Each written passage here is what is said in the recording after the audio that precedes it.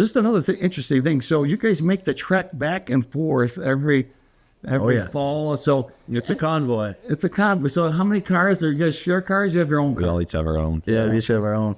Any breakdowns or anything? Not as of yet, knock on wood. Yeah, don't bring that on. we don't.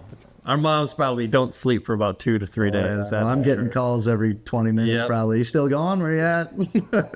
So, and you probably the same thing when you went down to South Carolina or the Carolinas too. Oh, well, I flew down. You had your truck I was down, the only one to drive to South Carolina, and thankfully my dad took a few days off work and that's a little bit of a further drive, so he came with me, and we just made a trip out of it. We went to Cincinnati, went to a Reds game, did things like that to kind of make it less of a just straight driving and a little bit of a trip. So that drive wasn't too bad.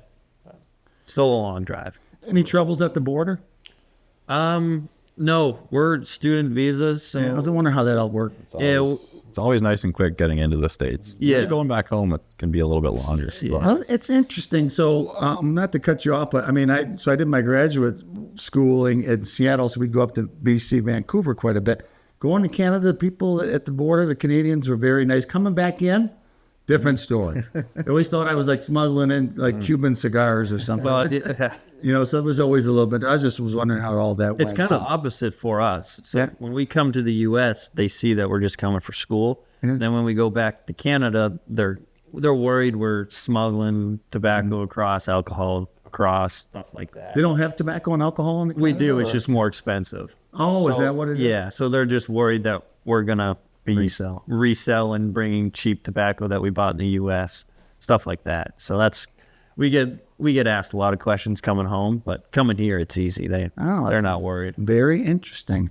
So this podcast is a educational podcast, learning about the Canadian culture. And that kind of goes to my next story, just about Canadian baseball in general. So, how is the season up there? I think I was talking to one of your dads. It could have been Andrew's dad, and he was telling me that there is no high school baseball up there. Is that true? Oh, no, there's no baseball. We just play, I think it would be considered club baseball in the States. Yeah, or travel baseball. I mean, it only goes, I think we started in May, probably first weekend of May, and then it goes till middle of July.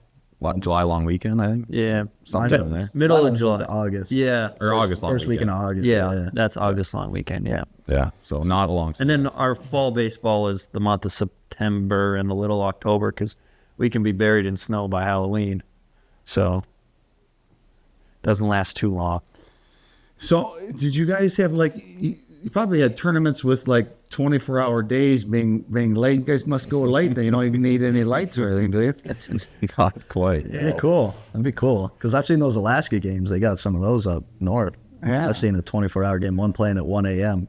That'd be sweet, but... No, you didn't have that? Didn't have that. Not quite yet. We were still getting You weren't dark. that far north? Not quite. We have lights at our field. You have lights at your field? Yeah. A couple of them? We've got some lights. So we Sun still sets at 10:30. Yeah, 10:30 sunset usually.